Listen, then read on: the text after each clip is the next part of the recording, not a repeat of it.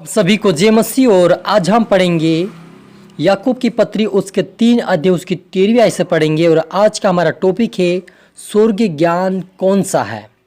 Hallelujah. तो हम पढ़ेंगे याकूब 3 का 13वीं आयत से, तुम में ज्ञानवान समझदार कौन है जो ऐसा हो वह अपने कामों को अच्छा चाल चलन से उस नम्रता सहित प्रकट करे जो ज्ञान से उत्पन्न होती है। पर यदि तुम अपने मन में कड़वी डाह और विरोध रखते हो तो सत्य के विरोध में घमंड ना करना और ना तो झूठ बोलना। यह ज्ञान वह नहीं जो ऊपर से आता है, वरन संसारिक है जो घमंड करवाता है। हालेलुया। पर जो ज्ञान ऊपर से आता है वह पहले तो पवित्र होता है, फिर मिलनसार और कोमल और मर्दाभाव और दया और अच्छे फलों से लदा हुआ और पक्षपात और कपट रहित होता है। हालेलुया। हम प्रार्थना करें। धन्यवाद मेरे ईश्वर राजा, प्यारे पिता परमेश्वर, मेरे यहोवा पिताबा, मेरे खुदा ने यीशु, आज के वचन आज के कलाम से मेरे पिता बातें कर।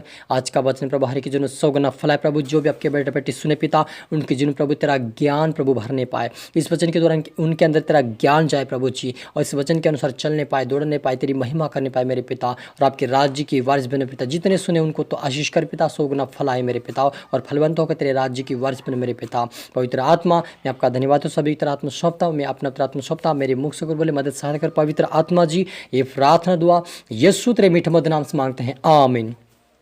तो मेरा जी जो याकूब 3 का 13वां से हमने पढ़ा कि तुम में ज्ञानवान और समझदार कौन है जो ऐसा हो वह अपने कामों को अच्छे चाल चलन से उस नम्रता सहित प्रकट करे जो ज्ञान से उत्पन्न होती है। पर यदि तुम अपने अपने मन में कड़वी डहा और विरोध रखते हो तो सत्य के विरोध में घमंड ना करना, ना तो झूठ बोलना। यह ज्ञान वह नहीं जो ऊपर से उतरता है, वरन संसारिक, शारीरिक और शैतानी है। क्योंकि जहाँ डाह और विरोध होता है वहाँ बखेड़ा और हर प्रकार का दुष्कर्म भी होता है।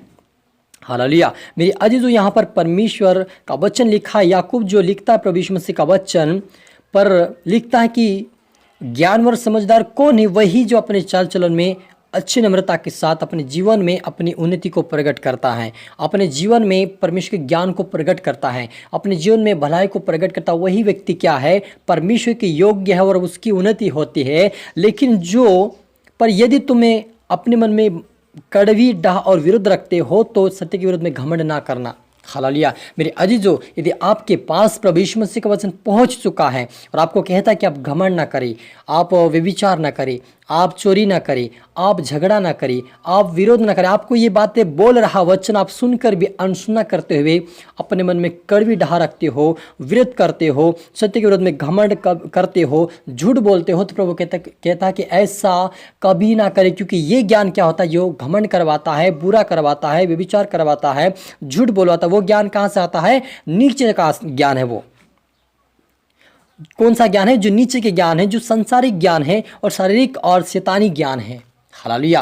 मेरे अजीजों, यदि आप प्रभु का वचन सुनकर अनसुना कर रहे हैं और आज्ञा का पालन नहीं कर रहे हैं तो आपके अंदर शैतानी गुण है, शैतानी ज्ञान है और आपको वो नरक में ले जाएगा। लेकिन यदि आपके अंदर जो ऊपर का ज्ञान होता है, वो हम पढ़ते हैं कि जो ऊपर का ज्ञान आता है वह पहले क्या होता है? पवित्र होता है, और फिर मिलनसार, कोमल और मृदुभाव और दया और अच्छे फलों से लदा हुआ और पक्षपात कपट रहित होता है। मेरे अजीजों, जो ऊपर से जो परमेश्वर का ज्ञान आता है वह हमें पहले पवित्र करता है, फिर हमें एक दूसरे से मिलनसार करवाता है, हमारे अंदर कोमलता लाता है, हमारे अंदर मृदुभाव लाता है, हमारे अंदर दया लाता है, ताकि हम एक दूसरे से मिल मिलाप के साथ रहे, प्रेम के साथ रहे और झूठ ना बोले, सत्य बोले, लेकिन परमेश्वर के वचन को बांटे और आज्ञाकारिता में चलकर दूसरों को भी चलाए। वे जीवन वो ज्ञान हमारा परमेश्वर का ऊपर के दिया हुआ ज्ञान है मेरे जीजो। यदि आप इस ज्ञान का, परमेश्वर का ज्ञान का आप इस्तेमाल कर रहे हैं तो परमेश्वर आपको अद्भुत रीति से अपने राज्य के वारिस बनाएगा और संसार में भी आपको अद्भुत रीति से इस्तेमाल करेगा और परमेश्वर अपने स्वर्गीय राज्य के वारिस बनाएगा। इसलिए यहाँ पर मुझे, यदि आपके जीवन, मेरे जो इस वचन के अनुसार यदि आपके जीवन में कोई घमंड हो, बुराइयां हो, झूठ हो और सत्य के विरुद्ध में घमंड कर रहे हो, आप झूठ बोल रहे, किसी ऊपर आरोप लगा रहे हैं, तो आपके अंदर संसारी और शैतानी ज्ञान है और ये आपको नरक में पहुंचा सकता है। इसलिए प्रभु कहता है कि जो ऊपर का ज्ञान है उसे पकड़े रहो, उसके अनुसार चलो। तो मेरे अजीजों, आप पर मुझे सत्य बोलना है, विरोध नहीं करना है और प्रेम करना है, एक दूसरे से मिल मिलाप रखे, अपने आप को पवित्रताई में रखे, ताकि परमेश्वर की आत्मा हमारे जीवन में वास करके हम स्वर्गीय राज्य की वारिस बने।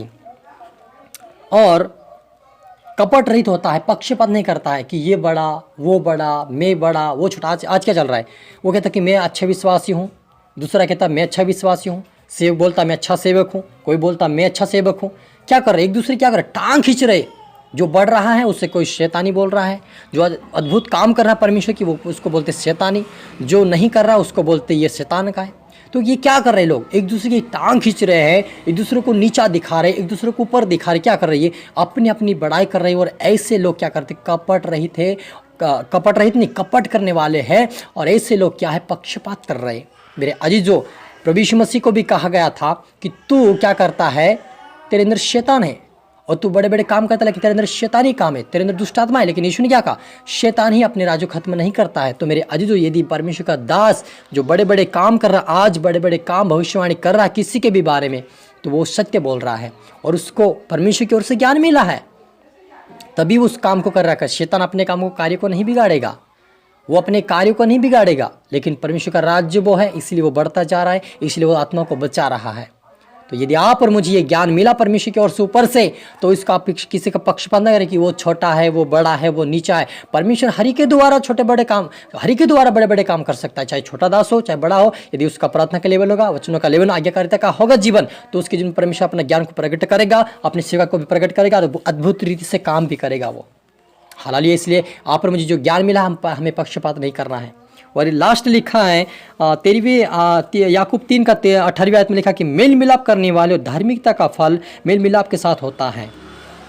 क्या होता है, धार्मिकता का फल मेल मिलाप से होता है। यदि आप बड़े दास को देखकर आप घमंड कर रहे हैं कि वो ऐसा करता, वो ऐसा करता, आप किसी और भी दास को देखकर आप बोल रहे कि ये ऐसा करता है वैसा, तो मेरे अजीज, जो हम न्याय करने वाले कौन हो गए भाई? आपको भी वही ज्ञान मिला है, ऊपर का ज्ञान, उस छोटे दास को भी मिला ऊपर क्या ज्ञान, बीच वालों को भी ऊपर क्या ज्ञान मिला, तो आप और मुझे पक्षपात करने वाले कौन होते हैं? मेरे अजीजों, चाहे दास बड़ा हो चाहे छोटा, आपको आदर करना ही जरूरी है, क्योंकि ऊपर का ज्ञान जो है वो घमंड नहीं करवाता, वो मिल मिलाप करवाता है, वो धार्मिकता का जीवन जीना सिखाता है। इसीलिए आज का हमारा टॉपिक था कि ज्ञान कौन सा है, स्वर्गीय ज्ञान कौन सा है। तो इसीलिए मेरे अजीजों, आप और मुझे समझना है, सीखना है, किसी का विरोध ना करें, जो भी बोल रहा बोलने दो, प्रभु न्याय करेगा। अगर वो सच बोल रहा है तो प्रभु न्याय करेगा, झूठ बोल रहा है तो प्रभु न्याय करेगा, उनका प्रतिफल उसको देगा। लेकिन हम बोलकर क्यों किसी के प्रति वो हो जाए, पक्षपात करने वाला हम कौन होते हैं? प्रभु नहीं किया कि मेरा दास सेवकाई कोई भी कर रहा, चाहे बड़ा दास, बीच वाला, सेकंड वाला, थर्ड वाला, जो भी हो, प्रभु हर एक को चाहता है, हर एक को चाहता है कि वो सुधरे, और भी हो सके वो कुछ गलत शब्द उसके मुँह से निकल गया हो। दूध का दोहा तो कोई हो ही नहीं, कभी भी निकल सकता गलत शब्द, लेकिन आप उस शब्द को दिल में ना लीजिए, लेकिन आप वचन पर ध्यान दीजिए, वचन को पढ़िए, तब जाके उसको बोलिए कि ये तेरा यहाँ पर गलती है। और आप यूट्यूब पे ऐसे वचन मत बनाए मेरे भाइयों। मुझे नहीं पता आज प्रभु क्या बातें बोल रहा है, लेकिन ऐसा बोल रहा प्रभु कि आप पक्षपात करते हुए यूट्यूब पे ऐसे वीडियो ना डालें कि ये ऐसा है, वो वैसा है। आप ये गलत कर रहे हैं मेरे जी, जो आप न्याय कर रहे हो, प्रभु को न्याय करने का काम कब दोगे? प्रभु यीशु ने कहा कि मैं न्याय, मेरा पिता न्याय करेगा, मैं करूँगा।